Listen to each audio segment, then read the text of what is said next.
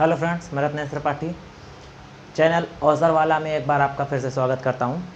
तो पिछली क्लास हम लोगों ने ली थी यूपीएसआई, यूपी लेखपाल, ठीक है, और फायरमैन, आपका एमपीएसआई वगैरह के लिए इंट्रोडक्शन क्लास ली थी मैंने सामान्य हिंदी की। तो आज मैं आपकी सामान्य हिंदी की दूसरी क्लास, अगर बात करें सामान्य हिंदी की क्लास की तो दूसरी क्लास है, ठीक है। पहला मैंने इंट्रोडक्शन क्लास लिया था, लेकिन अगर हम अपने टॉपिक की बात करें तो पहली ही क्लास है, ठीक है। तो आज हम अपने टॉपिक में स्टार्ट करेंगे। हमने बोला था व्याकरण से, व्याकरण में वर्णमाला वगैरह हम लोग पढ़ेंगे, लेकिन हम लोग एक सीरीज़ से चलेंगे। हम टॉपिक क्लासेस आपकी छोटी छोटी लेंगे, लेकिन जो लेंगे पूर्णतया लेंगे, ठीक है। तो बात करते हैं सामान्य हिंदी की। तो सामान्य हिंदी की बात करें तो सामान्य हिंदी कहने के लिए तो एक बहुत सामान्य है, पर सामान्य है नहीं, इसीलिए इसे हल्के में बिल्कुल भी मत लेना। आप अपनी एक स्ट्रेटजी बनाइए, डेली पढ़िए, रूटीन से पढ़िए, तभी आप इसके, हमने जो बोला था 38 में 40 की गारंटी लेते हैं, तभी आप उसको पार कर पाएंगे। उस अपने जो टारगेट है आपका 38 का 40 में से, तभी आप उसको पार कर पाएंगे।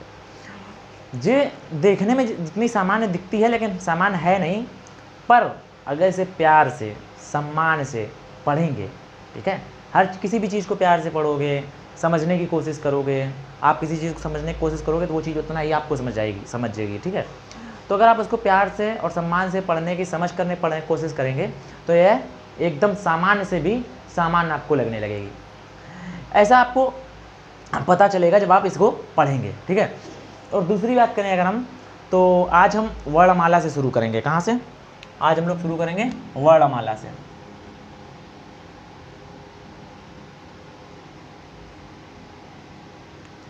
ठीक है। वर्णमाला से शुरू करेंगे। और आज इस टॉपिक पर, हमारे टॉपिक की पहली क्लास है, और पहला पॉइंट हमारे पास आता है हिंदी भाषा और व्याकरण, ठीक है। पहला टॉपिक हमारे पास क्या आएगा? हिंदी भाषा और व्याकरण। सबसे पहले हम भाषा को पढ़ेंगे, क्योंकि थोड़ा इसके बारे में जानना भी जरूरी है, ठीक है। हाँ, और व्याकरण, ठीक है। तो हिंदी भाषा और व्याकरण की जब हम बात करेंगे, तो अगर हम सिर्फ और सिर्फ केवल अभी व्याकरण शब्द की बात करें, किस शब्द की बात करें? तो व्याकरण शब्द। तो बात करेंगे व्याकरण शब्द किन शब्दों से मिलकर बना है।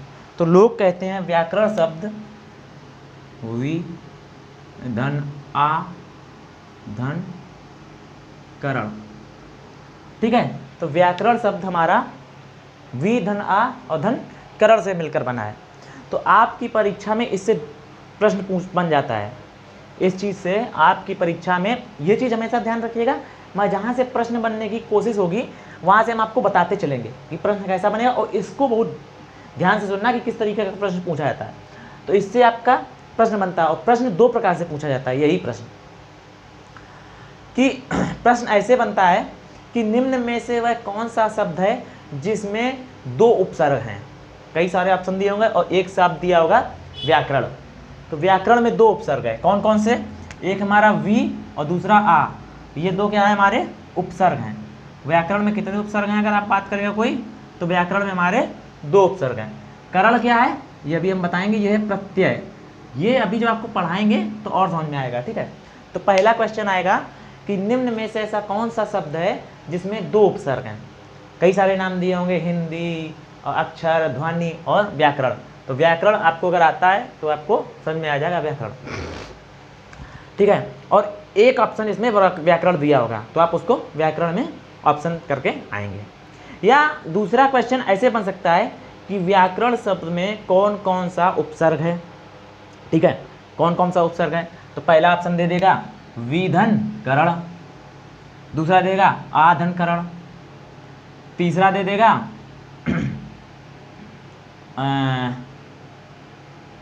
आधन करण, तीसरा कुछ और दे देगा, चौथा देगा विद और आ। तो हमारा कौन सा सही हो जाए? वी और आ उपसर्ग हैं। दूसरा क्वेश्चन हमने क्या बताया कि व्याकरण शब्द, व्याकरण शब्द में जैसे पूछ दिया, लिख दिया होगा व्याकरण, ठीक है, में कौन कौन से उपसर्ग हैं। फर्स्ट ऑप्शन वी आ, ठीक है। सेकेंड विकरण, थर्ड आकरण, फोर्थ नन ऑफ दीज।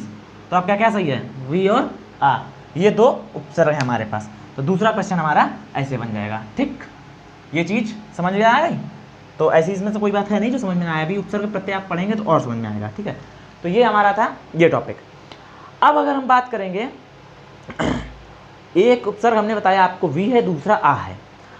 ठीक है, हमने दोनों तरीके का क्वेश्चन बता दिया कि ये कैसे है। अब इसमें हुआ क्या है, इसमें जो वी और आ है, ठीक है, इसमें जो वी और आ है,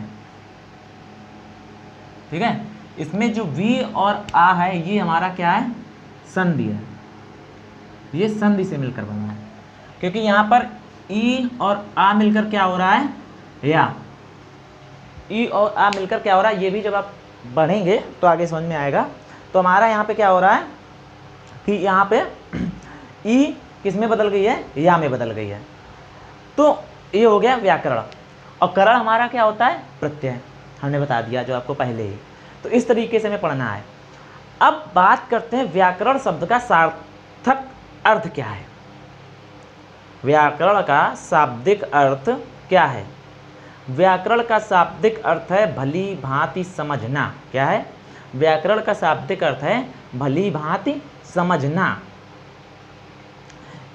या हम बोल दें, जब हम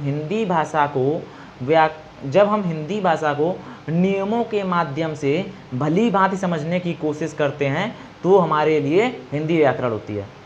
क्या होता है, जब हम हिंदी भाषा को भली भांति नियमों की सहायता से समझने की कोशिश करते हैं तो हमारे लिए क्या होती है, हिंदी व्याकरण हो जाती है। ठीक है, या अगर इसकी परिभाषा दें,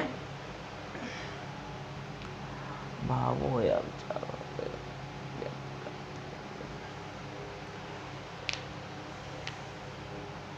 ठीक है, व्याकरण की अगर हम परिभाषा लिखें तो लिखो भावों और विचारों को व्यक्त करने के लिए, भावों और विचारों को व्यक्त करने के लिए निश्चित अर्थ निश्चित भावों और विचारों को निश्चित अर्थ में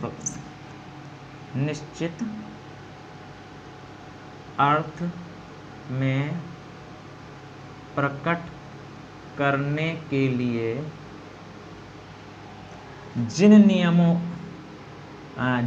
का प्रयोग किया जाता है उनको हम व्याकरण कहते हैं। या जिन ध्वनि चिन्हों का नियम सहित प्रयोग किया जाता है, क्या कहते हैं, व्याकरण कहते हैं। इसको एक शॉर्ट में अगर लिखना चाहो तो हम लिख सकते हैं, भावों और विचारों को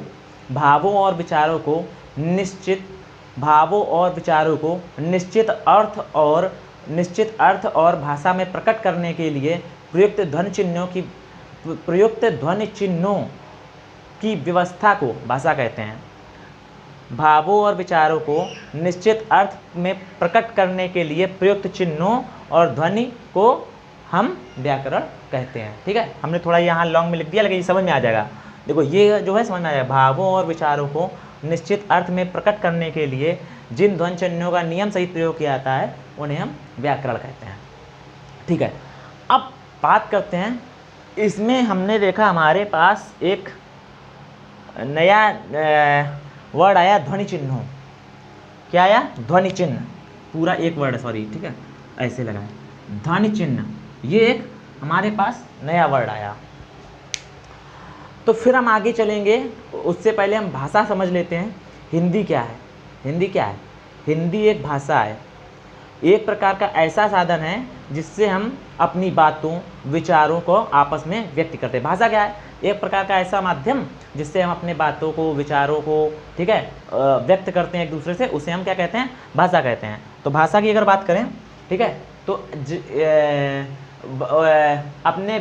अपने विचारों को या अपने भावों को प्रकट करने के लिए जिस माध्यम का उपयोग करते हैं उसे हम भाषा कहते हैं। ठीक है, हम भाषा का मुख्यतः जाने तो भाषा के 3 रूप होते हैं। भाषा को क्या होगा, भाषा के 3 रूप होते हैं। ठीक है, अब हम पहले पढ़ते हैं भाषा के बारे में। ठीक है, अगर हम भाषा की बात करें, ठीक है, भाषा को हम पहले 3 रूप में, पहले हमने क्या बताया, जिस माध्यम से हम अपने विचारों और भावों को प्रकट करते हैं उसे हम भाषा के नाम से जानते हैं। भाषा के बारे में मुख्यतः हम बताएंगे तो क्या होता है, भाषा के 3 रूप होते हैं, सांकेतिक भाषा, मौखिक भाषा और लिखित भाषा। ठीक है, नोट्स कुछ थोड़ा इसी प्रकार बनाइएगा। ठीक है, तो यहाँ लिख लेना भाषा के रूप। ठीक है,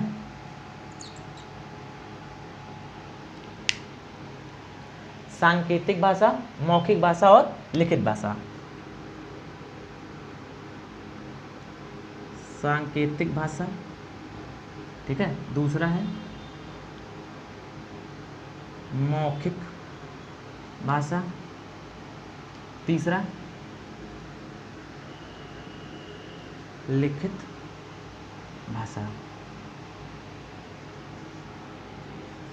भाषा को कितने रूप में बांटा गया है, तो देखो एक क्वेश्चन हमारा यहाँ ये बन गया, भाषा के मुख्यतः कितने रूप होते हैं। तो भाषा के आप कितने रूप लिखेंगे, भाषा के 3 रूप होते हैं, सांकेतिक भाषा, मौखिक भाषा या लिखित भाषा। या इसमें एक क्वेश्चन पूछा, इनमें से कौन सा भाषा का रूप नहीं है, ऑप्शन ये 3 दे देगा, एक लिख देगा ध्वनि भाषा, कुछ भी लिख देगा, चौथा इनमें से हट के वो आपका ऑप्शन नहीं होगा। तो इसमें एक क्वेश्चन ये बनता है। अब हम बात करते हैं सांकेतिक भाषा। अब हम आते हैं अपने पहले टॉपिक पे, क्या, सांकेतिक भाषा पे, कि हमारी सांकेतिक भाषा क्या है। ऐसी भाषा जिसको हम संकेतों के माध्यम से व्यक्त करते हैं। ठीक है, ऐसी भाषा जिसको हम संकेत के माध्यम से व्यक्त करते हैं उसे हम सांकेतिक भाषा कहते हैं। या अगर एकदम थ्योरेटिकल भाषा में बात करें, जो वर्ड टू वर्ड लिखे तो ये समझने के लिए थी। अगर हम बात करें, जिस भाषा में केवल संकेत और चिन्हों का प्रयोग करके दूसरे व्यक्ति को अपनी बात समझाया जाता है उसे हम सांकेतिक भाषा बोलते हैं। लिख लो, जिस भाषा में केवल संकेत व चिन्हों के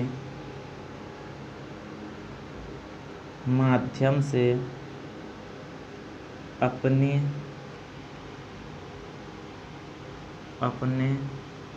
विचारों को दूसरों से समझाया जाता है, सांकेतिक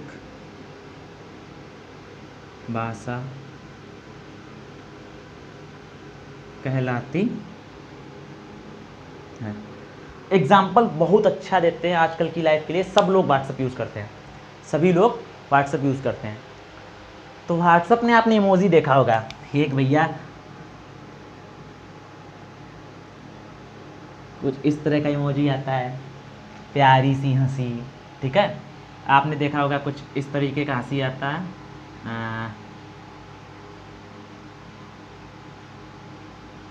ये वाली उंगली मोड़ लिया और ये हाथ कर दिया, बहुत अच्छे लग रहे हो। ये सब क्या है, सांकेतिक भाषा है।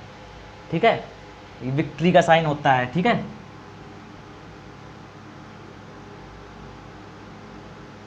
विक्ट्री का साइन होता है। ये सब क्या है, सांकेतिक भाषा है। या दूसरा हम दें, आप रास्ते में जा रहे हैं, ठीक है, रास्ते में जा रहे हैं, इस तरह का साइन बोर्ड बना होता है, रास्ते में जा रहे हैं, ठीक है, प्लस का निशान बना होता है। तो ये सब क्या है, संकेत में इसका मतलब क्या है, आगे कोई चिकित्सालय है, इसका मतलब क्या है, आगे गति नियंत्रक या ब्रेकर है। ठीक है, आगे क्या है, ब्रेकर है। तो ये हो गई हमारी एक सांकेतिक भाषा। ठीक है, अब सांकेतिक भाषा के बाद हम आते हैं मौखिक भाषा में। दूसरा हमारा क्या है, मौखिक भाषा। तो मौखिक भाषा क्या है, जैसे कोई बोल रहा है और सामने वाला सुन रहा है। तो जैसे हम अगर देखें तो हम आपको क्या कर रहे हैं, बोल के समझा रहे हैं। ये क्या है, ये मौखिक भाषा है। ये लिख के समझाया अभी नहीं, अभी जो हम बोल रहे हैं अभी हम क्या कर रहे हैं, हम आपसे बात कर रहे हैं, आपको समझा रहे हैं, आप सुन रहे हैं, तो ये क्या है, ये एक मौखिक भाषा है। तो जिस भाषा को मुख से बोला जाता हो और कान से सुना जा सकता है, जिस भाषा को मुख से बोला और कान से सुना जा सकता है, अर्थात जिस भाषा में हम अपने विचार बोलकर व्यक्त करते हैं, उस भाषा को मौखिक भाषा बोलते हैं। तो मौखिक भाषा क्या लिखोगे,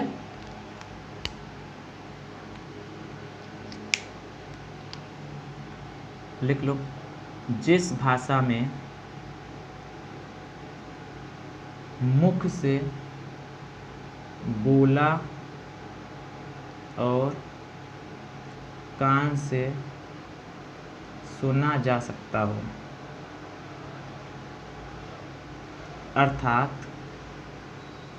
जिस भाषा में अपने विचारों को बोलकर प्रकट करते हैं, उसे क्या बोलते हैं, उसे हम मौखिक भाषा बोलते हैं। ठीक है, और उसे हम भाषा का या मौखिक रूप कहते हैं। ये हमारे दो प्रकार के हो गए। अब हम तीसरी बात करें, या अभी और फिर आता है आपका तीसरा, क्या आता है, लिखित भाषा। सब लोग जानते हैं लिखित भाषा क्या होती है, जब कोई लिखकर अपने विचारों को प्रकट करे। ठीक है, जैसे आप कोई कहानी पढ़ रहे हैं तो उसमें क्या है, विचारों को उसने लिख कर प्रकट किया है, तो उसको क्या बोलते हैं, लिखित भाषा। हम अब ये कहें कि आप किताब कापी से अध्ययन करते हैं या आप उस पर लिख रहे हैं, तो ये क्या है, हमारी भाषा का लिखित रूप है। लिखित भाषा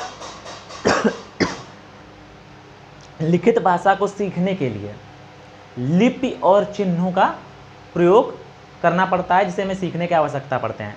हिंदी भाषा की लिपि क्या है, देवनागरी है। ठीक है, और ये बात आपको समझ में आ गई हो, कोई समझाने वाली बात नहीं। तो अब हम क्या बताएंगे, लिखित भाषा। तो लिखो, लिखित भाषा जब हम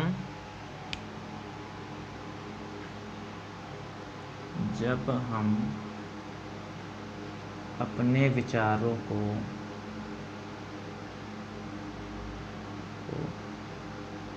लिखकर व्यक्त करते हैं।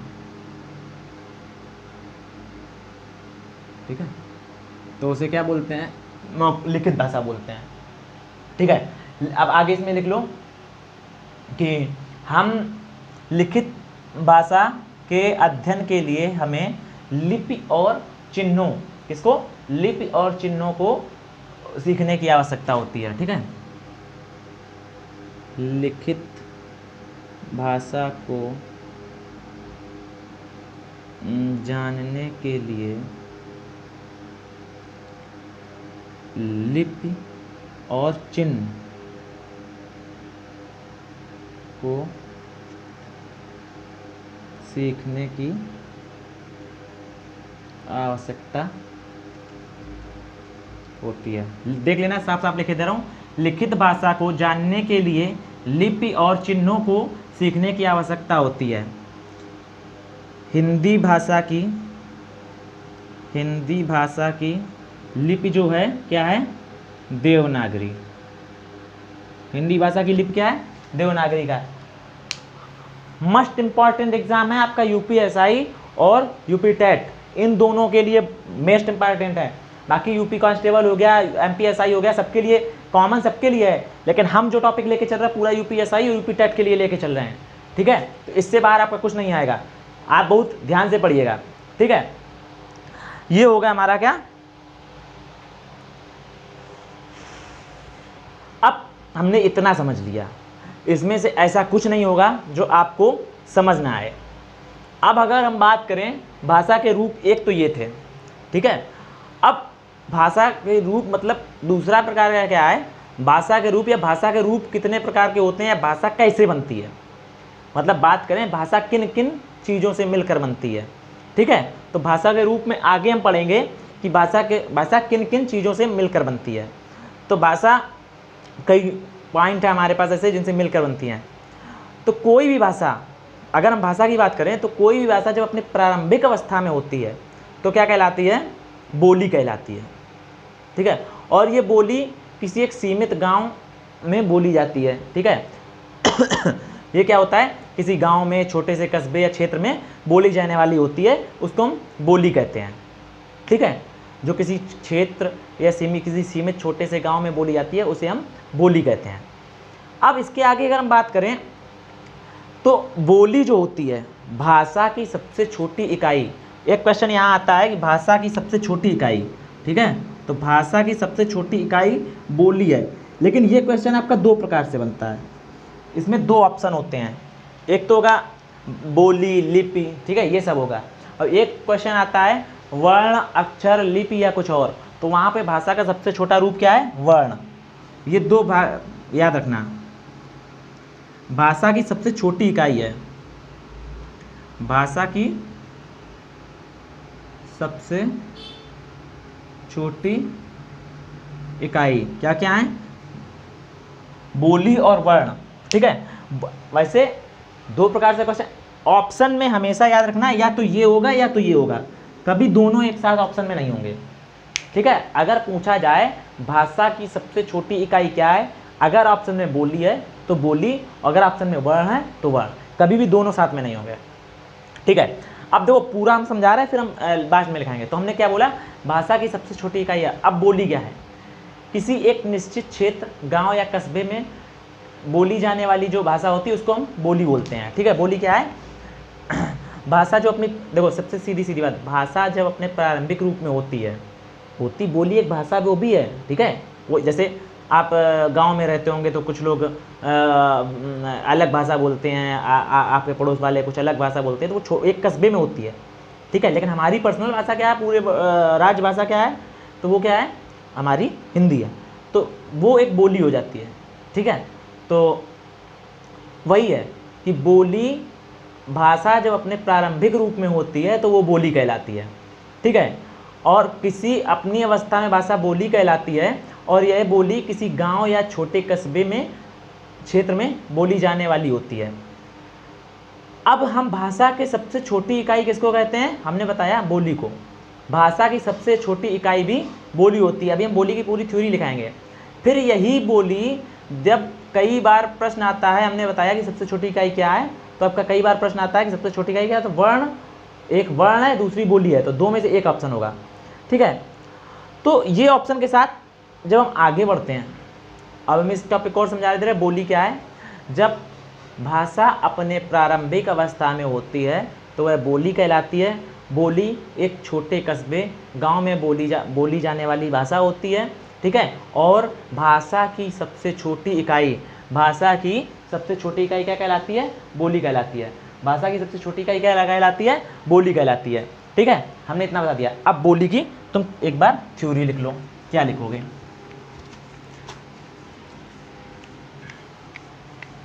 अब ये क्वेश्चन क्या है, भाषा कैसे बनती है, किन किन चीज़ों से मिलती बनती है। सबसे पहला है बोली। ठीक है, ध्यान देना, इन सब में समझ आ जाए भाषा कैसे बनती है। ठीक है, तो लिखो बोली। बोली क्या है, लिखो, बोली भाषा की सबसे छोटी इकाई है। इसका संबंध किसी एक गांव या कस्बे से होता है। इसमें शब्दों का बाहुल होता है, छोटे छोटे शब्द बहुत सारे होते हैं। ठीक है, ये होती है। ठीक है, बोली क्या होती है, हमने बोली हमने यही बताया था अभी, भाषा की सबसे छोटी इकाई है। इसका संबंध छोटे गांवों या कस्बों से होता है। ठीक है, आगे हमने क्या बोला, इसमें शब्दों का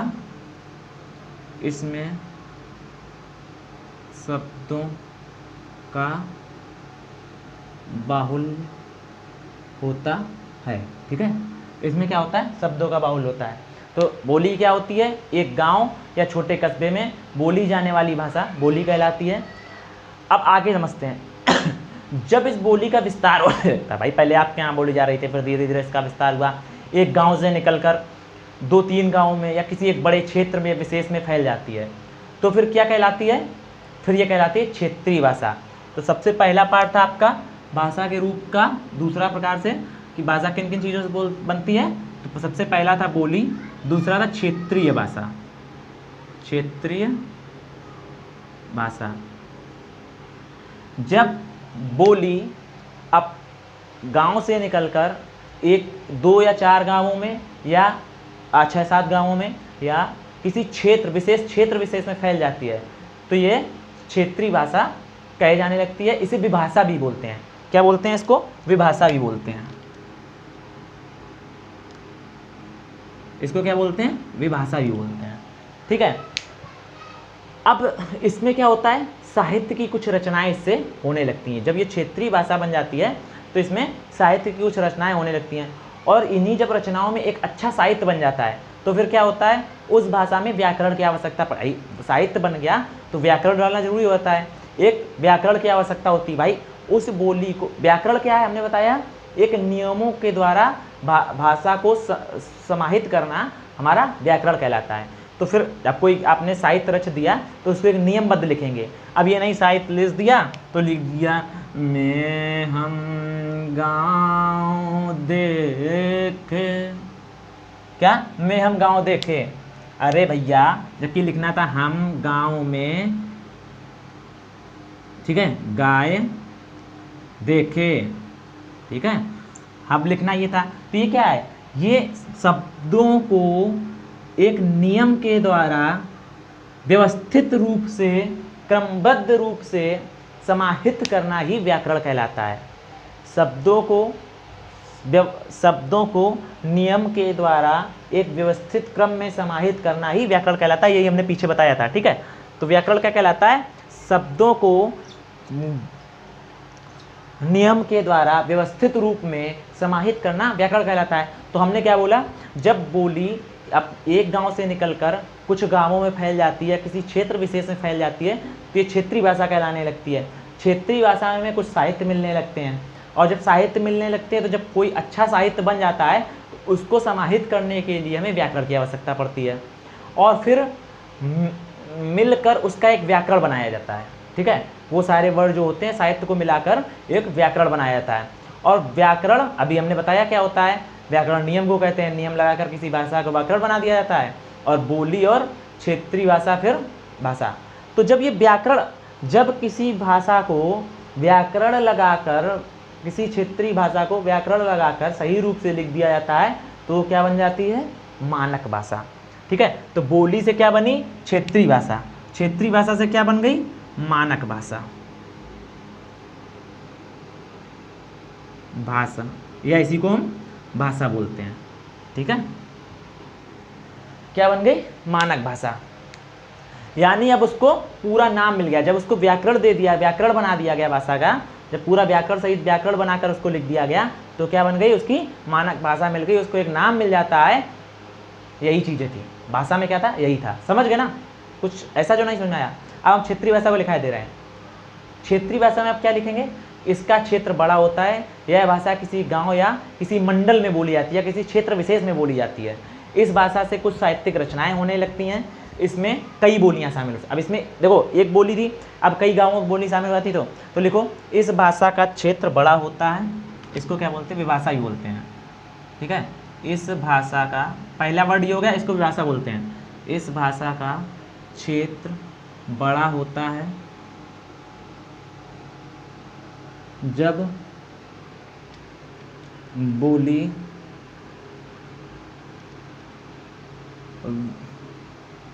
विस्तार रूप से किसी क्षेत्र विशेष या मंडल में फैल जाती है तो उसे क्षेत्रीय भाषा कहते हैं। क्या, क्षेत्रीय भाषा कहते हैं। इसमें कुछ साहित्य मिलने लगते हैं, इसमें कुछ साहित्य मिलते हैं। क्षेत्रीय भाषा में कई बोलियां होती हैं, कई बोली हो सकती है, कोई जरूरी नहीं एक ही बोली हो, 3-4 बोली हो सकती हैं, ठीक है, 3-4 बोली हो, जैसे अवधी, ठीक है, खड़ी बोली। देखो कई साहित्यकारों ने कई भाषाओं को मिलाकर एक साहित्य की रचना की है, ठीक है। तो क्या हुआ, ठीक है। अब हम बात करेंगे क्या, मानक भाषा को। तो जब क्षेत्रीय भाषा को अधिक मात्रा में साहित्य मिलने लगते हैं, जब क्षेत्रीय भाषा से बहुत ज़्यादा मात्रा में साहित्य मिलने लगते हैं और इस भाषा को व्याकरण बना दिया जाए, जब सबका एक व्याकरण बना दिया जाता है तो वह क्या कहलाती है, मानक भाषा बनती है, ठीक है। जब लिख लूँ, जब क्षेत्रीय भाषा में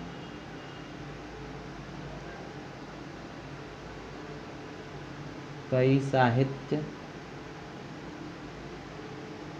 मिलने लगते हैं तो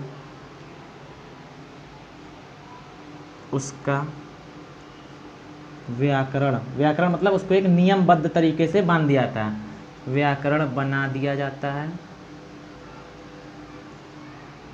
व्याकरण बना दिया जाता है, ठीक है। तो उसका क्या बना दिया जाता है, व्याकरण। जब क्षेत्रीय भाषा में से कई साहित्यिक रचनाएं मिलने लगती हैं और उसका व्याकरण बना दिया जाता है तो जिस भाषा का व्याकरण पाया जाए, जिस भाषा का व्याकरण पाया जाए उसे हम मानक भाषा कहते हैं, ठीक है। तो व्याकरण बना दिया जाता है, ठीक है, जिस भाषा का व्याकरण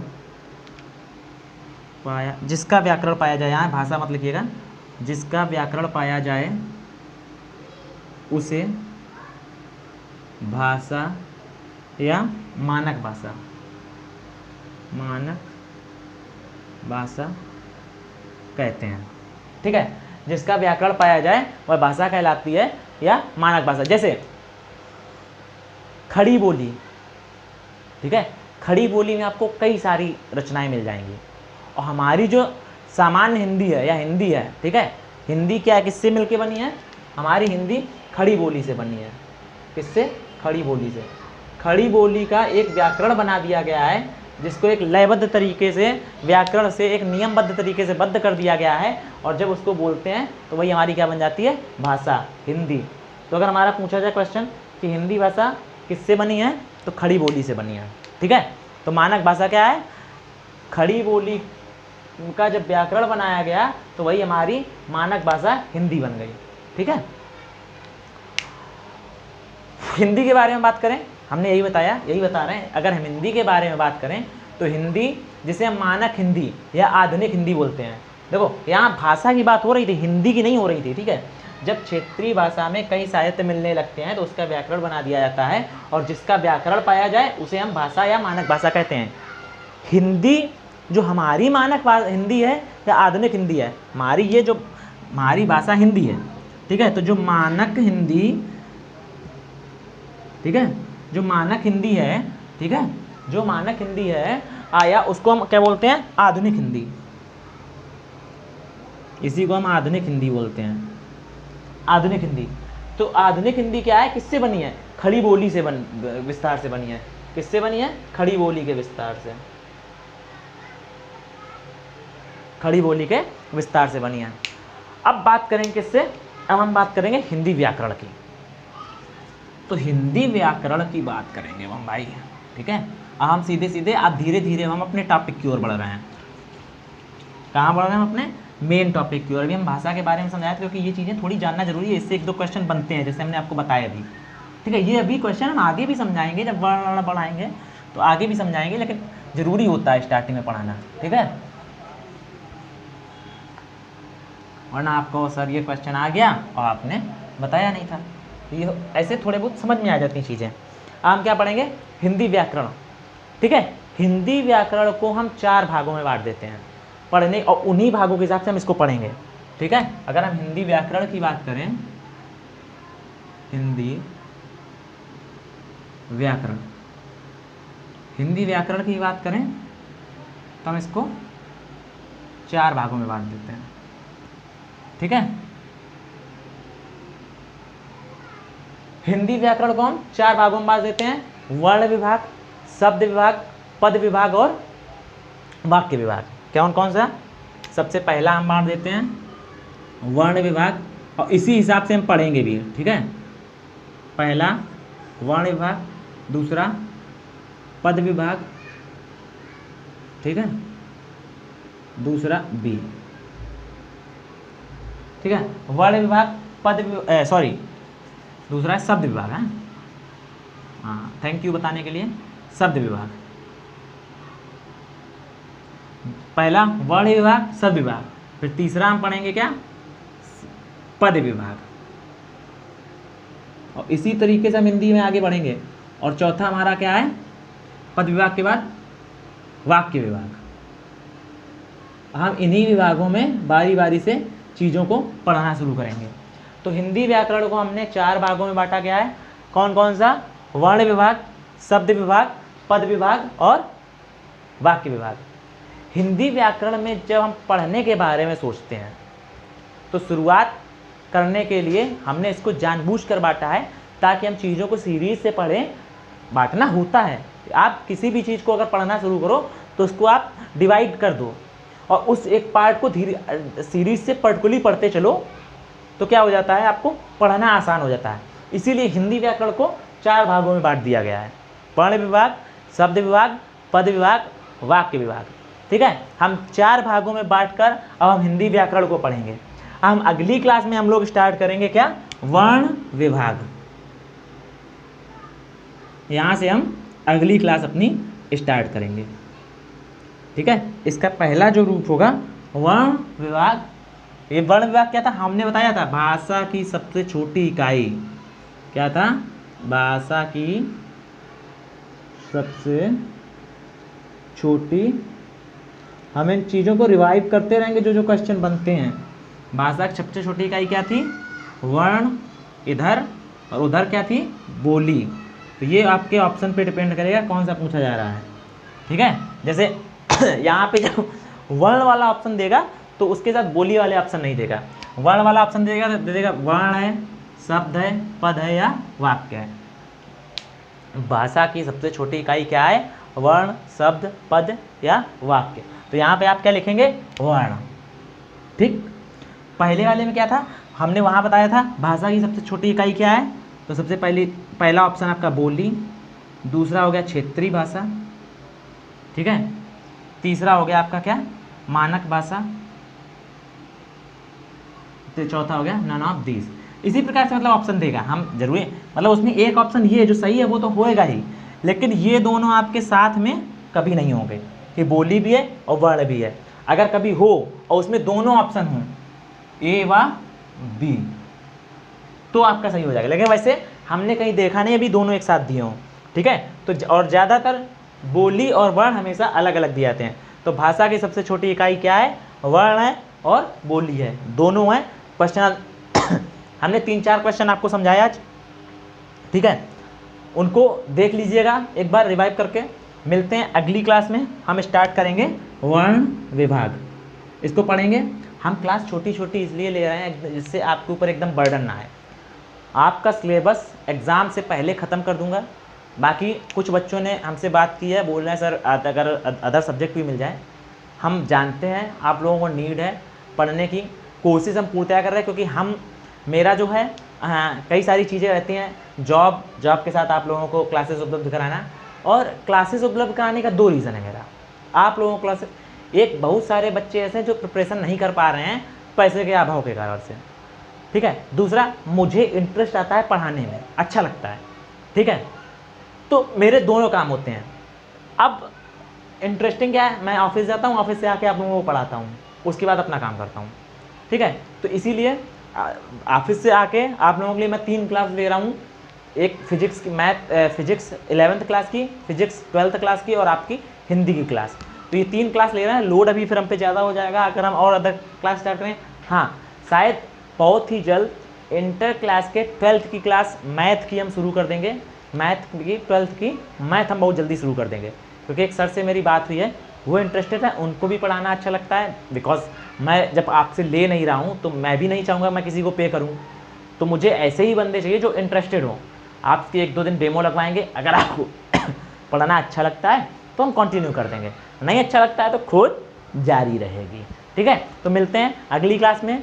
क्लास को शेयर करिए, जो बच्चे नीडी हैं उनको ज़रूरत है तो शेयर करते रहिए, फेसबुक पे, इंस्टा पे, मैसेंजर पे। तो इन चीज़ों का थोड़ा पढ़ाई के लिए भी यूज़ करिए ना, कि सिर्फ बस आए स्क्रॉल किए टाइम वेस्ट करने के लिए। इंस्टा पे शेयर करिए, फेसबुक पे शेयर करिए, व्हाट्सअप स्टेटस पे लगाइए, जो बच्चे नीडी होंगे वो अपना देख लेंगे। मिलते हैं नेक्स्ट क्लास में। जय हिंद, जय भारत, वंदे मातरम।